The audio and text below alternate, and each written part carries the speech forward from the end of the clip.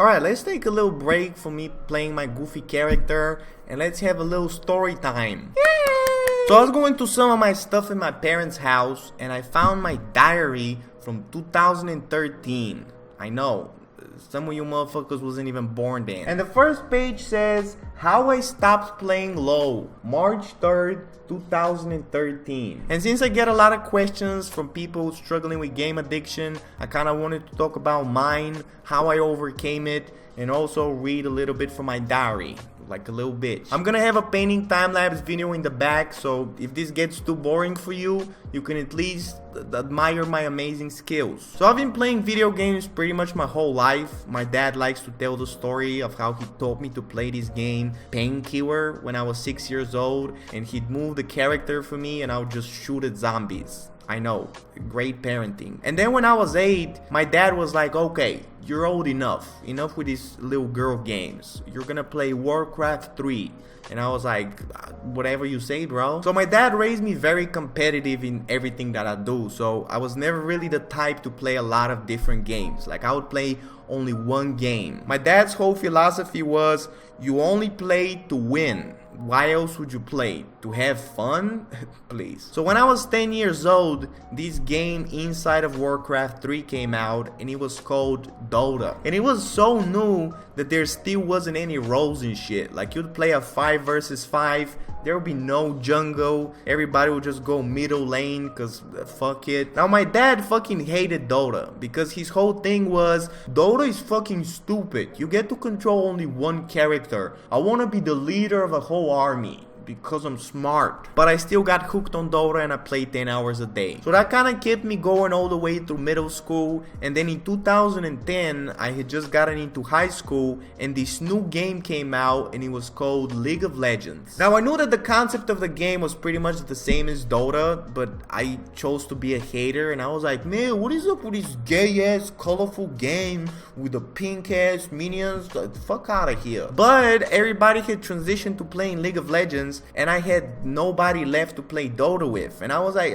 you fucking traitors. So I decided to try it out, and 2 weeks into it I was like, I guess I like pink. By the way, I love that every time I mention I used to play League, everybody's like, oh, what role did you used to play? As if it fucking matters. I did play AP carry though. Now you would think that after 4 years of me playing Dota, I would be amazing at playing League of Legends, but no, I was average as fuck. And that's one thing that always bothered me. Like, I've had problems with my ego since the day I was born. Like, I need to be the best at something. I'm 15 years old, I don't even have a social life, my grades are down the toilet, and I'm still mediocre at this game? Oh hell no. And the only thing that I used to do besides play League of Legends was trace anime drawings from Google in all of my classes because I hated fucking school. And one of my closest friends, the guy who actually got me into League of Legends, one day bought a digital tablet and I didn't even know what I was. I was like, bro, isn't that what they buy little kids in kindergarten to play with and draw little dicks on? And then in 2012, this thing came out on YouTube called an art spotlight, and it was pretty much like a painting time lapse of how artists draw the League of Legends characters. And I was like, yo, how do you do this? And my friend was like, with a digital tablet. I was like, oh, I need me one of those then. So in 2012, I bought my first digital tablet. I was excited as fuck, and I was like, yo, it didn't really do what it did in the video though. What the fuck? So I just kind of stuck the tablet in my closet and I went back to being a mediocre gamer. And I'm not entirely sure what happened, but when I was 16 years old, I kind of had this realization that I'm a fucking loser. Like, I hadn't achieved anything. I didn't even know what I wanted to do in life. I was definitely not one of the cool kids, and I still sucked at that fucking game, bro. Like, I used to get so mad while playing. Like, I didn't even understand how people can have fun with that shit. Like, I would either win and feel super empty inside and be like, here, next one, or like lose and destroy my keyboard, or start crying and call everybody a noob. So I knew something had to change because my life sucked ass, and I decided I need to stop playing video games. Now, one thing you gotta know about me is I'm a fucking addict. Like, if I eat fucking carrots 5 days in a row, now I'm addicted to eating carrots. Thank God I've never tried any goddamn drugs, because I'm pretty sure I'd OD on like the second try. So I knew that stopping League of Legends would be like the hardest thing I've ever done, so I googled how to stop playing video games. And one of the things that people recommended the most was to keep a diary. So that's how I started this shit in 2013. But for some reason, keeping a diary in my native language sounded like the pussiest thing ever. So I was like, yeah, but if I keep it in English though, it's not a diary, it's a journal. So bear with me while I try to read here, because my English used to be even worse than it is now, and I also have the reading skills of a third grader. Day 1, 3rd of March 2013, 7:53 a.m. I just installed LoL from my computer and now I'm going out to ride some bike. I know it will be very hard, but I feel like I can do it. So I distinctly remember that day because my parents were gone for the weekend and I had the whole house to myself, and you know what that means. A full nighter of League of Legends. So it was early in the morning. I was tired as shit, especially tired of losing. So I just uninstalled it from my computer and I went with my bike to like a forest. I haven't even been to a forest before. 9:55 a.m. I just came back. My hands are hurting from the cold outside, but the feeling is good. Life is beautiful. I don't need this drug. Oh man, I'm cringing without even seeing myself. I even wrote down some notes over here. A lot of goofy shit. Day 2, 5:31 a.m. Usually at this time of the day, I play LoL. I still have 1 hour and 30 minutes to school, so it's quite hard. So I used to hate going to school in the morning so goddamn much that I'll wake up at 5:30 just to play 2 games. Because if I had to go to school first thing in the morning, I would just feel like the whole day was ruined. 3:33 p.m. I stayed after school to play some basketball so I don't come home so early. I thought about the league a few times, but this is not the problem. I don't have any friends to call and I find this tough. I'll probably draw something and read a book till my parents come home. Oh man, talking about a pathetic life. So the hardest thing about quitting was just finding something to do, because I was literally the definition of a no-lifer. So I just started drawing more out of boredom, but it was so hard that I procrastinated even that, and I ended up just doing nothing all day. I was extremely depressed at the time and I just needed some answers, so I started reading a lot of psychology and self-help books. Well, actually more like listening to audiobooks, because reading makes me sleepy. And I kind of learned some things about motivation and the way that the brain works and dopamine and all that fucking shit. And I don't even know where I first heard it, but I found this term gamification.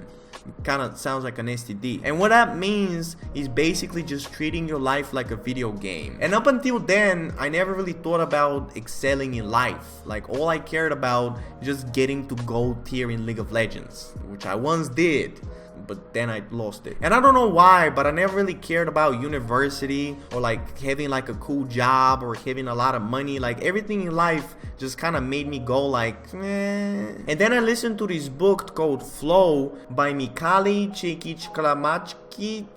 Yeah, great book. And the basic idea behind that book was that your brain is the most happy when you're in the state of flow. And what the state of flow is you doing something that's hard enough to engage you, but it's not so hard that actually makes you want to quit. And I kind of realized that's what video games are doing. Like they're designed to put you in the flow state. And when you combine that with the idea of goals and tiers and levels, you're just doing cocaine all day. So out of desperation of me being eternally depressed, I just wanted to treat drawing the same way that I treated video games, because that's the only thing that I had besides video games. I didn't even like drawing. Like I just wanted to have something to be good at. Like I didn't think about, oh, do I have talent? Is drawing for me? Bitch, I'm trying not to slit my wrists over here. So I started putting goals for myself. I started setting up schedules and things I had to accomplish. I basically just turned drawing into a video game. But mostly I was addicted to the audiobooks, because the whole idea that you're getting better at like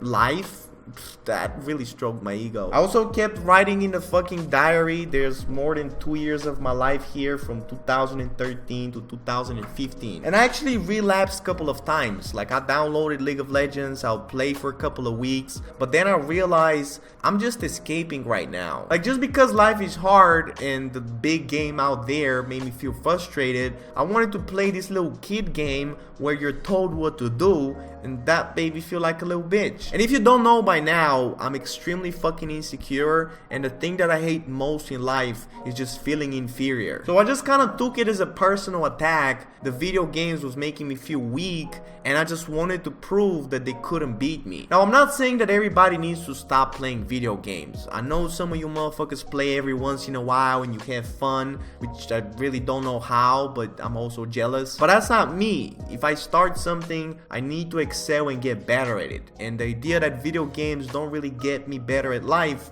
it makes me fucking miserable. And probably one of the biggest things that I've learned from all these books is the relationship between your brain and dopamine. Now I'm probably not smart enough to explain that properly, but I guess dopamine is the hormone that makes you happy, and your brain is addicted to that shit. And doing things that you like releases dopamine, but the problem is that your brain needs it so much that it doesn't really care where it gets it from. You can get dopamine from getting a promotion at work and losing weight, or from getting your first win of the day on League of Legends and eating a donut. I really sound like a doctor over here. And the biggest problem is that your brain is gonna go for the easiest way to get dopamine. And if you get your dose from like the easiest source, what makes you think you're gonna go for the hard one afterwards? Like not only is it harder, but why would you even want to do it after you have a reward from like the easy source? That would be like you being a crack addict and having your crack right next to you, and somebody be like, yo, you can either smoke this crack right here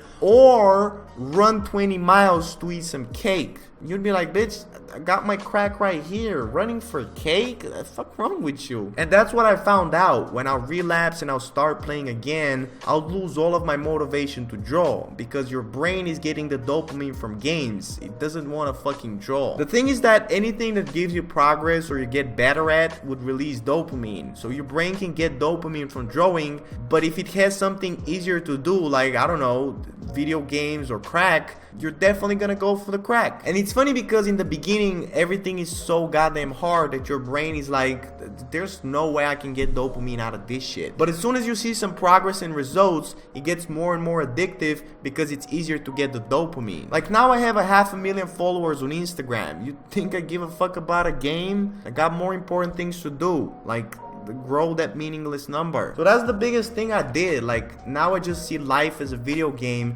and I want to get to the next level. And I've pushed this dopamine to the extreme. Like I don't play video games, I don't watch TV, I eat the same food every day, I wear the same clothes every day, I don't even have a fucking couch. And that way my brain is forced to do this YouTube shit and paint every day because there's nothing else to fucking do. Like followers and subscribers are meaningless, but guess what? So is farming in the woods to get your next item. But video games make you think that it's meaningful because it makes it feel like it's part of a bigger purpose. Jesus, Andrew, you ever think that people maybe just play video games to relax?